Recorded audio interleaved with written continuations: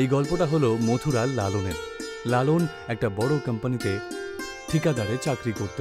লালন খুবই চালাক আর বুদ্ধিমত্তা ছিল, আর নিজের স্ত্রী সোমলতার সাথে বাস করত। টিফিনটা দিয়ে দাও, আরে কাজে বেরোতে হবে, দেরি হয়ে যাচ্ছে। আরে আমি কখন কাজে যাব? যদি সবকিছু এইভাবেই চলতে থাকে তাহলে আমার একদিনের পয়সা অবশ্যই কেটে নেবে ওরা। ওফো, দিচ্ছি তো। আমার 4-5টা হাত থোড়েই না আছে যে আমি দেব না। নাও, নিয়ে যাও, ঠুসে ঠুসে খেয়ে নিও। আমি এই জন্যই বলি যে চাকরিটা ছেড়ে দাও আর আমার সাথে ব্যবসার কাজ করো, কিন্তু তুমি তো আমার কথাই শোনো না। আরে ব্যবসার কোনো ঠিকঠাক থাকে না, বুঝেছো? কাজটা ভালো, সেই জন্য সময় মতন আমরা মাসে মাসে মাইনে তো পেয়ে যাচ্ছি। এখন আমি কি করব? যেমনটা তোমার ঠিক লাগে। লালন নিজের কার্যালয়ের দিকে রওনা দেয়, আর সেখানে গিয়ে সে দেখতে পায় যে অনেক ভিড় রয়েছে। আরে এত ভিড় এখানে কি হয়েছে, কি ব্যাপারটা কি? একটু গিয়ে দেখি তো। লালন সেখানে গিয়ে দেখে, তারপর সে লক্ষ্য করে যে ওখানে একটা বোর্ড লাগানো রয়েছে। কোম্পানিতে লোকসান হওয়ার কারণে সমস্ত কর্মচারীদেরকে বের করে দেওয়া হচ্ছে। তার মানে হলো যে আমাদের সবাইকে কাজ থেকে বের করে দিয়েছে। হায় হায় হায়, এসো এসো, আমার বউ বাচ্চাকে কে সামলাবে? আমার পরিবারের কি হবে? আরে কোনো নোটিশ না দিয়ে, কিছু না বলে আমাদেরকে কি করে বের করতে পারে? এত বছর ধরে আমরা এই কোম্পানিতে চাকরি করছি। চাকরি চলে যাবার কারণে এই ভয়ে ভয়ে লালন মন খারাপ করে বাড়িতে ফিরে আসে। লালনকে চিন্তিত দেখে ওর স্ত্রী ওকে বলে, তোমাকে তো অনেক চিন্তিত মনে হচ্ছে। কি হয়েছে আপনার? আর এটা কি? টিফিনও এরকমই ফেরত নিয়ে এলে, এটাও খেলে না তুমি? আরে সকালে তো তুমি ঠাট্টা করছিলে, তোমার কথাই সত্যি হয়ে গেল। আমাকে কাজ থেকে বের করে দেওয়া হয়েছে, আর শুধু আমাকেই নয়, বরং সমস্ত কর্মচারীকে কাজ থেকে বের করে দিয়েছে গো। কি বললে তুমি? এটা কি করে সম্ভব হতে পারে? এত বছর ধরে আপনি কাজ করছেন ওখানে, আর এখন হঠাৎ করে চাকরি থেকে বার করে দেওয়া, এটা তো খুবই অন্যায় কথা। এটা তো অনেক বড় অন্যায়। আরে কিছুই বুঝতে পারছি না, এখন আমি কি করব, কোথায় যাব, কার কাছ থেকে গিয়ে সাহায্য চাইবো? যেই কাজটা তুমি করছিলে এটা আর কোথাও নেই। আমাদেরকেই অন্য কোনো রাস্তা খুঁজে বার করতে হবে। আমি একেবারে বুঝে গেছি যে, আচ্ছা ততক্ষণ যদি আমরা ব্যবসা করি সিঙ্গারা বিক্রি করার। তুমি তো খুব ভালো সুস্বাদু সিঙ্গারা তৈরি করো, তাই না? এটা তো তুমি আমার মনের কথা বললে গো। আমরা এরকমটাই করব। আমি সিঙ্গারা বানাবো আর তুমি গ্রামে গ্রামে গিয়ে ওই সিঙ্গারাগুলো বিক্রি করো। সোমলতা আর লালন দুজন মিলে সিঙ্গারা তৈরি করা শুরু করে দেয়। সোমলতা নিজের হাতে সিঙ্গারা বানাতে শুরু করে, আর লালন সেগুলো একটা বড় ঠেলাগাড়িতে রেখে বিক্রি করার জন্য বেরিয়ে পড়ে। আজকে আমাদের প্রথম দিন, ঈশ্বরের কাছে প্রার্থনা করো যেন সবকিছু খুব ভালো হয়। তুমি তার চিন্তা করো না, সব ভালোই হবে। লালন নিজের গ্রাম থেকে অন্য গ্রামে গিয়ে সিঙ্গারা বিক্রি করতে শুরু করে। সিঙ্গারা, গরম গরম সিঙ্গারা, যে একবার খাবে সে হাসবে, আর যে খাবে না সে মন খারাপ করবে। আরে আরে, এই দেখো, মনে হচ্ছে নতুন সিঙ্গারাওয়ালা এসেছে। চলো চলো গিয়ে খেয়ে দেখি তো। আরে গন্ধ ভালোই বেরোচ্ছে, চল আমরা পেট ভরে সিঙ্গারা খাবো। আর আজকের সিঙ্গারার টাকাটা আমি দেব কিন্তু। এই সিঙ্গারাগুলো আমার তরফ থেকে। আমি চাকরি পেয়েছি না, তারই পার্টি ভাবো। লালনের কাছে অনেক লোকজন চলে আসে, আর কিছুক্ষণের মধ্যেই ওর সমস্ত সিঙ্গারা প্রথম দিনেই কয়েক ঘন্টার মধ্যে বিক্রি হয়ে যায়। লালন খুবই খুশি হয়, কিন্তু অন্যদিকে অন্য সিঙ্গারার ব্যবসায়ীদের খুবই লোকসান হতে শুরু হয়ে যায়। তখন সোমনাথ আর নিতিন একে অপরকে বলতে শুরু করে, এই সিঙ্গারাওয়ালার কারণে আমাদের একটা সিঙ্গারাও বিক্রি হয় না, সব পয়সা নষ্ট হয়। আরে তোমার যে অবস্থা আমারও তাই অবস্থা, বুঝলে? ও হঠাৎ করে এলো থেকে আমাদের ব্যবসা পুরো জলাঞ্জলি হয়ে গেল যে। এই যে গিন্নি, শুনছো? কোথায় আছো তুমি? খুব খুশি মনে হচ্ছে তোমাকে। কি হয়েছে বলো? এই দেখো কত টাকা, আমার সমস্ত সিঙ্গারা বিক্রি হয়ে গেছে, বুঝেছো? ঠিকই বলেছিলে তুমি, যদি কাজ করতাম তাহলে এত টাকা আমি কখনোই রোজগার করতাম না, বুঝেছো? এখন থেকে তুমি আমাকে আরো সিঙ্গারা বানিয়ে দিও, আমি সেগুলো সব বিক্রি করব, অনেক লাভ হবে আমাদের। হ্যাঁ, এটাও কোনো বলার কথা নাকি? আমি আরো বেশি আর আরো টেস্টি সিঙ্গারা বানিয়ে দিয়ে দেব। সমস্ত টাকা পয়সা লালন সোমলতাকে দিয়ে দেয়। পরের দিনের জন্য সোমলতা অনেক বেশি সিঙ্গারা তৈরি করে আর সেগুলো নিয়ে গিয়ে লালন আবার সেই গ্রামে বিক্রি করার জন্য বেরিয়ে পড়ে আর সেখানে ঠেলাগাড়ি নিয়ে সিঙ্গারা বিক্রি শুরু করে দেয়। এইভাবেই লালন কয়েকদিন কাটিয়ে ফেলে। তখন নিতিন আর সোমনাথ ঠিক করে যে এই লল্লনের বাচ্চাটা কিছু একটা করতে হবে। আমার কাছে একটা নেশার ওষুধ রয়েছে, ওর সিঙ্গারার মধ্যে সেগুলো মিশিয়ে দেব। তুমি সেগুলো নিয়ে চিন্তা করো না, আমি ওর সাথে গিয়ে কথা বলবো। প্রথমে ওর সিঙ্গারায় ওষুধটা তুমি তখন মিশিয়ে দিও। সোমনাথ আর নিতিন ওর দোকানের কাছে যায়। তখন সোমনাথ লালনের মনটা অন্যমনস্ক করে দেয়। এই যে লালন ভাই, এই দেখো ওখানে ওই গরিবের কামারের ওখানে মাটির জিনিসপত্র তুলে দিতে হবে, তুমি একবার যাবে? আমি একা পারবো না, চলো না একটু। আরে সোমনাথ দাদা, এটা আবার বলার কি আছে, চলো না, কুমার কাকার বয়সও হয়েছে তাই না? সোমনাথ লালনকে নিয়ে কুমার কাকার দোকানে চলে যায় আর সেই সুযোগ বুঝে নিতিন নেশার ওষুধ ও সিঙ্গারাতে মিশিয়ে দেয়। এদিকে লালন ওখানে পৌঁছে দেখে যে সোমনাথ ওদের সাথে নেই। তখন কুমার কাকাকে সে জিজ্ঞাসা করে, এই যে কাকা, কি খবর তোমার? আমি শুনলাম যে তোমার নাকি অনেক ভারী জিনিসপত্র তুলতে চাও তুমি। আরে এই বয়স্ক দোকানে কি ভারী জিনিস থাকবে? তোমাকে কেউ বোকা বানিয়েছে। হ্যাঁ হতে পারে, সোমনাথ ভাই আমার সাথে ঠাট্টা করেছে, কিন্তু আপনাকে চিন্তিত মনে হচ্ছে কেন? কিছু হয়েছে নাকি? তখন ওই কাকা নিজের অবস্থার কথা বলে, তারপর বলে ওঠে, আরে অনেক দিন হয়ে গেল ঋণের দায়ে ভুগছি আমি, কতদিন খাবার খাইনি সেটাও মনে নেই আমার। আরে আর বলার কি আছে কাকা, এই নাও কয়েক কিছু টাকা দিলাম তোমাকে, যখন তোমার সময় হবে তুমি আমাকে ফেরত দিয়ে দিও। এক সময় আমারও তো অবস্থা ছিল আপনারই মতন, কিন্তু এখন আমি একদম ঠিকঠাক আছি। তোমাকে অসংখ্য ধন্যবাদ বাছা। লালন সেই বুড়ো কাকাকে টাকা দিয়ে চলে যাচ্ছিল। তখনই সেই বুড়ো তাকে বলে, যাবার আগে আমি তোমাকে একটা সত্যি কথা বলতে চাই, যে এই সোমনাথ আর নিতিন তোমার সিঙ্গারার উপরে নেশার ওষুধ মিশিয়ে দিয়েছে। ওদেরকে এই আলোচনা করতে আমি শুনেছিলাম, বুঝেছো?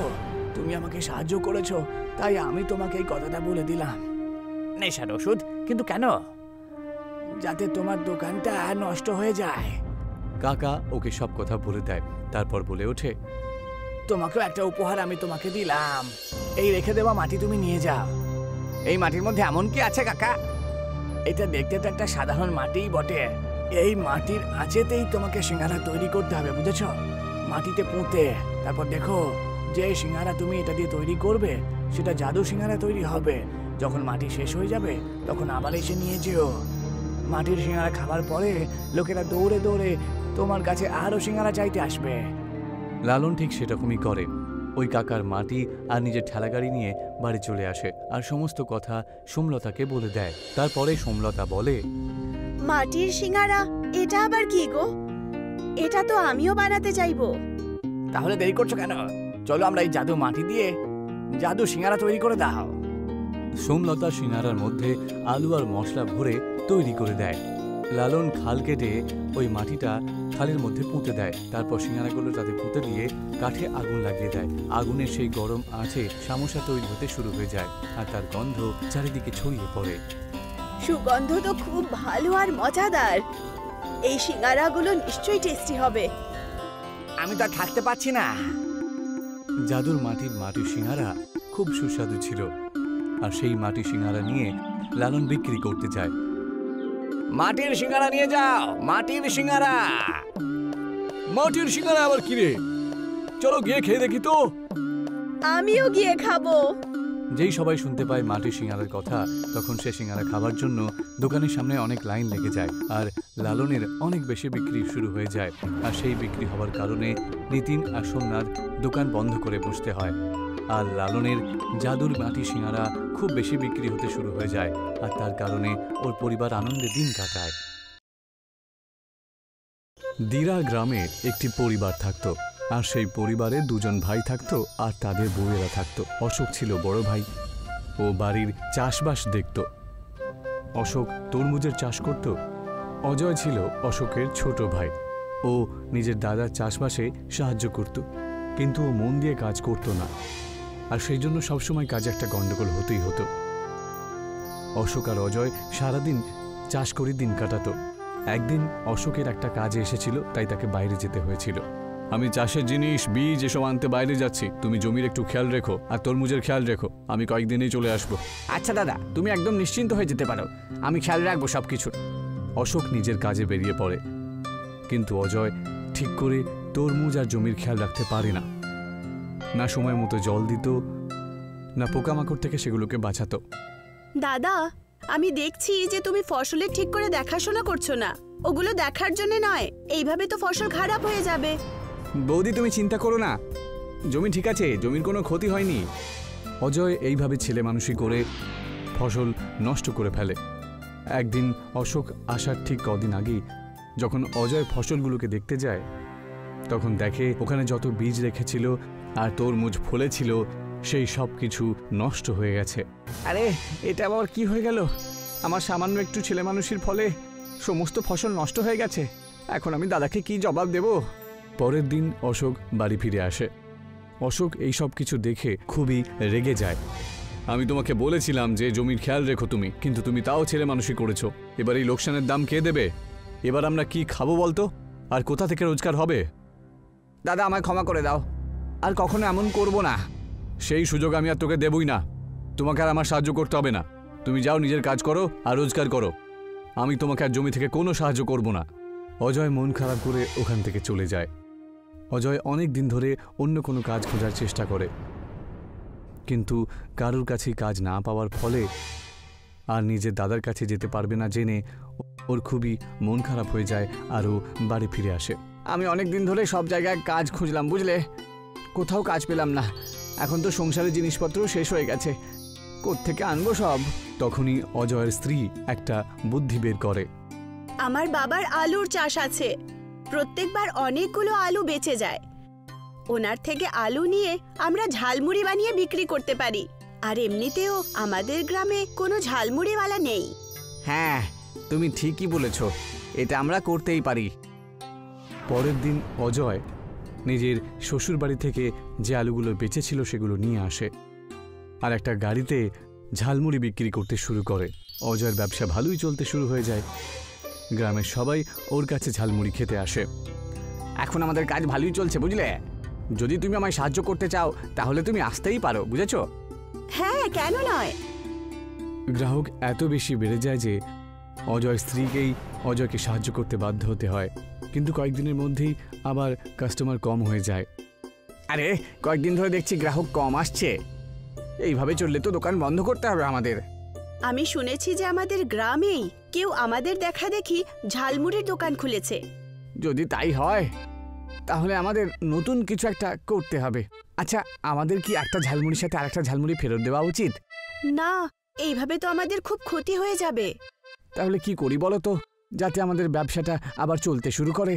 আমাদের কোনো অন্য উপায় খুঁজতে হবে।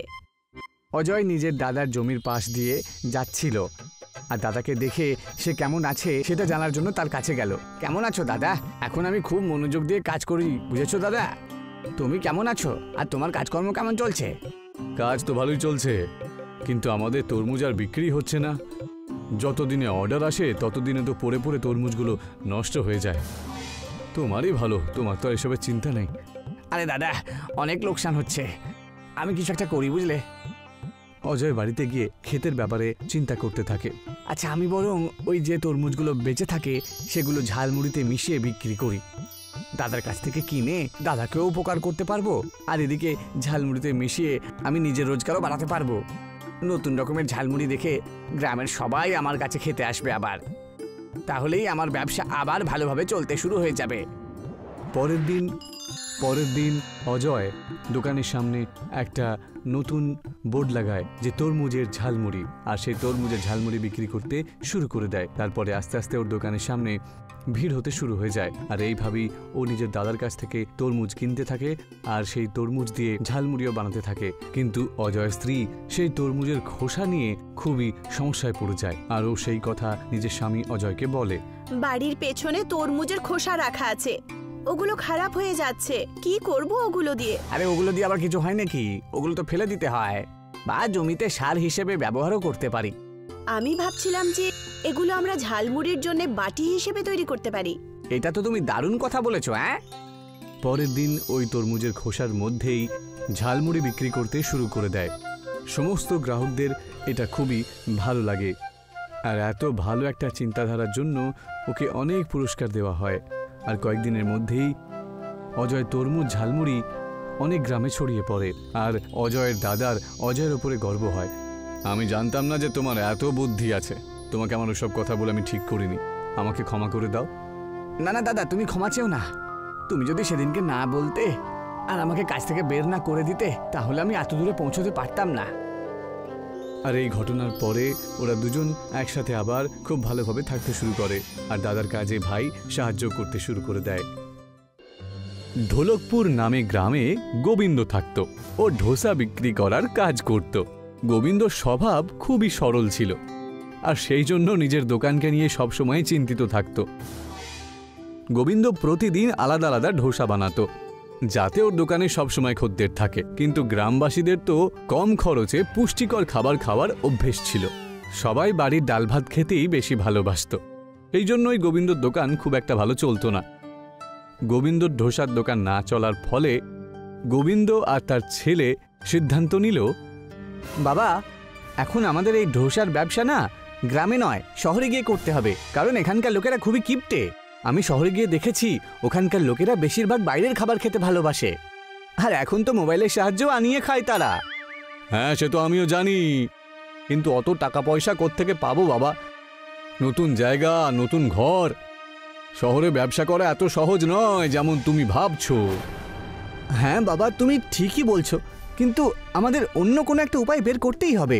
গোবিন্দ আর গোবিন্দর ছেলে কথা বলছিল, ঠিক তখনই ওদের বাড়িতে মালতী, যে ওই গ্রামে আইসক্রিম বিক্রি করছিল, সে এসে হাজির হয়। মালতী আর মালতীর মেয়ে মহিমা ওই গ্রামেই বাস করত। মহিমা শহরে বিএ ফার্স্ট ইয়ারে পড়ছিল। কি হচ্ছে বাবার ছেলেতে? সব ঠিক আছে তো? আরে আরে আরে, এসো মালতী বোন, এসো এসো। কিছু না, আমি এই আমার ছেলেটাকে একটু ব্যবসার ব্যাপারে সতর্ক করছিলাম। আপনি তো সব সময় ব্যবসা, টাকা আর সব কিছুই দেখতে থাকো। এই দেখো, আমি তোমার জন্য কি এনেছি। আমি তোমার জন্য ঘরে বানানো রাবড়ি আইসক্রিম নিয়ে এসেছি। আরে বাহ মালতী কাকিমা, আমার ফেভারিট আইসক্রিম। অন্ততপক্ষে আপনার ব্যবসাটা তো ভালো চলছে, তাই না? কে মিথ্যে কথা রটিয়েছে? আমাদের তো কোনো রকম লাভও হয় না, সব সময় ক্ষতিই হয়। গ্রামবাসীরা খুবই কিপটে। গোবিন্দ আর মালতীদের ব্যবসা ভালো না চলার কারণে ওরা দুজনে চিন্তিত ছিল। তখনই বিকাশ সেই সুযোগে একটা কথা বলে, আমার আর বাবার কাছে একটা উপায় রয়েছে। আচ্ছা, আমরা যদি শহরে গিয়ে নতুন করে ব্যবসা শুরু করি, হয়তো আমাদের ব্যবসা ভালো চলবে। ও হো, তোমরা বাবা আর ছেলে প্রথম থেকেই ভেবে রেখেছো, তাহলে আর দেরি কিসের? শুভ জিনিসের তাড়াতাড়ি শুরু করা যাক। গোবিন্দ আর বিকাশ যেমন তেমন করে টাকা পয়সা জোগাড় করে যাবার জন্য প্রস্তুত হয়েছিল। তখনই মালতীর মেয়ে মহিমা মালতীকে গোবিন্দ আর বিকাশের বিরুদ্ধে উস্কে দেয়। মা, আমি শুনলাম যে তুমি বিকাশ আর ওর বাবার সাথে শহরে যাবে। ওনাদের ব্যবসা তো প্রথম থেকে অসফল ছিল।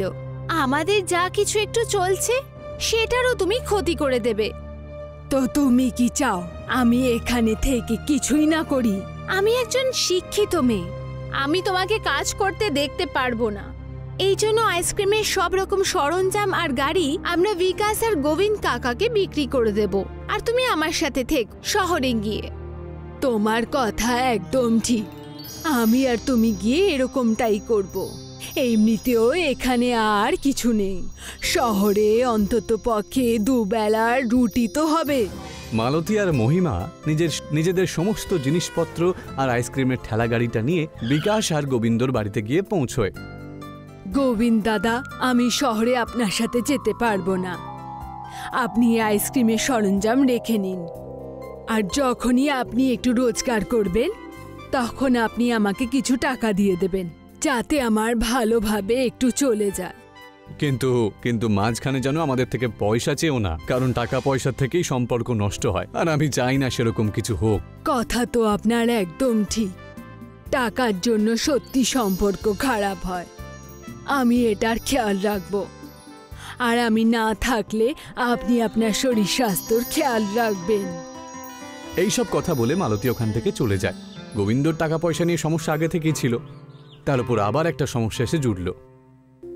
বাবা, আমার কাছে একটা আইডিয়া আছে। এমনিতেই তুমি অনেক রকমের ধোসা বানিয়ে বিক্রি করো, একটা কাজ করা যায় না? আইসক্রিম ডোসা বানিয়ে বিক্রি করো। তাহলে একসাথে দুটো ব্যবসা ভালোভাবেই চলবে। বিকাশের কথা শুনে ওর বাবা তেমনটাই করল। শহরে না গিয়ে গ্রামেই আইসক্রিম ডোসা বানিয়ে বিক্রি করতে শুরু করলো। গ্রামবাসীরা যখন জানতে পারল যে গোবিন্দ আর বিকাশ গ্রামে আইসক্রিম ডোসা বিক্রি করছে, তখন গ্রামবাসীরা নিজেদেরকে আটকাতে না পেরে গোবিন্দর আইসক্রিম ডোসার ব্যবসা বাড়াতে তার দোকানে চলে যায়। প্রথম দিনেই বাবা ছেলে মিলে 1 মাসের খরচ তুলে নিল।